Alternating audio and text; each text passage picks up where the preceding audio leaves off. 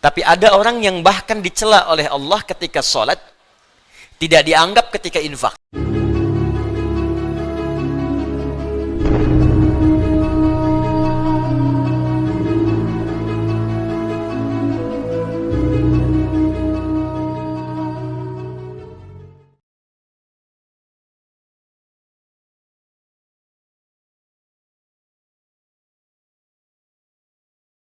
Semoga seluruh niat kita diikhlaskan oleh Allah Subhanahu wa Ta'ala, karena seluruh ibadah akan bergantung kepada niatnya.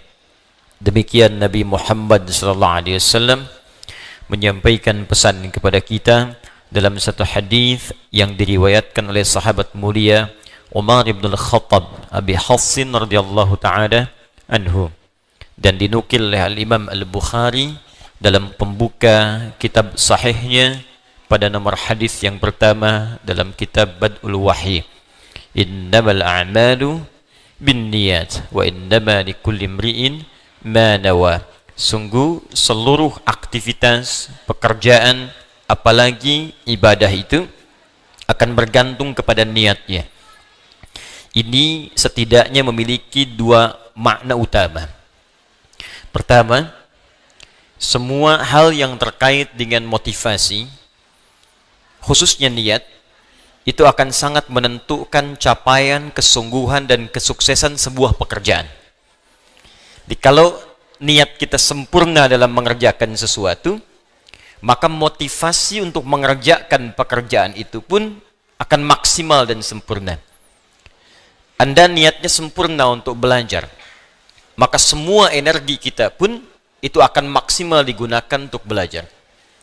Anda bekerja dengan niat yang tulus menyempurnakan pekerjaan, maka energi kita pun akan sempurna untuk memaksimalkan pekerjaan yang kita tunaikan.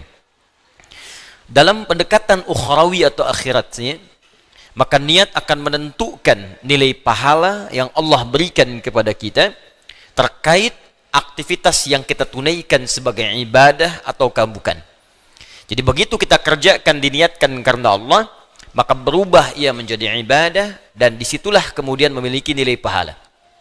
Tapi sebaliknya, sekalipun itu tanpa ibadah, bagian dari ibadah, tapi niatnya tidak ditujukan untuk kepentingan ibadah, maka dia tidak memiliki nilai pahala di hadapan Allah Subhanahu wa Ta'ala. Saya berikan contoh begini misal.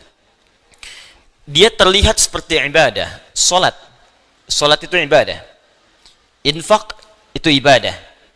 Tapi ada orang yang bahkan dicela oleh Allah ketika salat, tidak dianggap ketika infak. Siapa mereka? Yaitu orang yang tidak meniatkan ibadahnya untuk ibadah.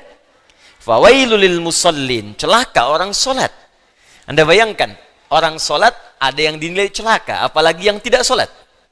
Tapi siapa yang salat dan celaka ini?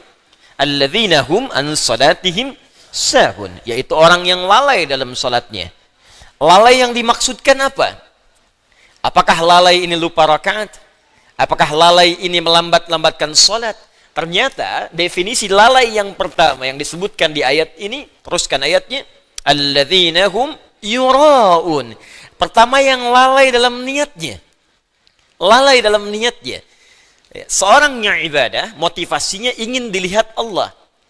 Ini yang paling pertama dari niat. Ketika seorang ibadah, maka keinginannya dilihat oleh Allah. Itu yang disebut dengan ihsan namanya. Hadis Muslim, nomor hadis yang ke-8. An ta'budallaha ka'annaka tarah, fa illam takun tarahu fa innahu yarak.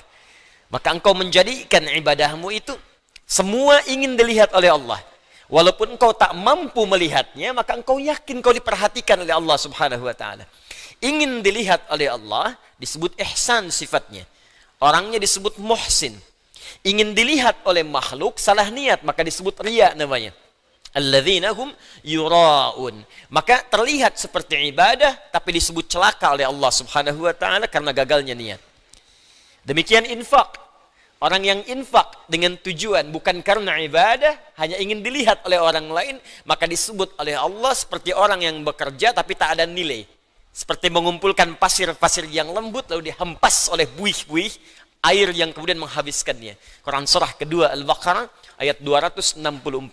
Ya ayyuhalladzina amanu la tubtilu sadaqatikum bil manni wal adza kalladzi yunfiqu malahu ria'an nas. Hei orang-orang yang beriman, jangan engkau gugurkan, batalkan. Jadi ada yang disebut oleh Allah batal amalnya. Salah niat, batal amal. Dikerjakan tapi tak punya nilai. Kayak orang kerja nggak punya gaji. Orang kerja tak dapat upah. Orang ibadah tak dapat pahala. Dan disebut oleh Allah batal amalnya. Seperti orang infak yang mengerjakan infaknya disertai dengan perbuatan yang merusak. Apa diantaranya? Orang infak yang ria ingin dilihat oleh orang lain. Demikian hal pertama yang kita kerjakan dalam setiap aktivitas. Niatkan semua pekerjaan kita karena Allah subhanahu wa ta'ala. Termasuk dalam mengikuti ta'lim yang kita hadirkan pada malam hari ini. Dengan niat yang ikhlas maka sempurna ilmu akan diberikan kepada kita. Dan dengan niat yang ikhlas karena Allah, tingkatkan takwa kepada Allah, maka akan dipermudah kita untuk menangkap dan mengamalkan pengetahuan yang kita pelajari. Itu yang dimaksudkan di intisari Quran surah kedua Al-Baqarah di akhir ayat 282. Wattaqullah wa yu'allimukumullah. Tingkatkan takwamu kepada Allah. Awal meningkatkan takwa kepada Allah memperbaiki niat. Ketika takwa ditingkatkan, wa yu'allimukumullah, maka Allah akan menambahkan padamu tambahan-tambahan pengetahuan.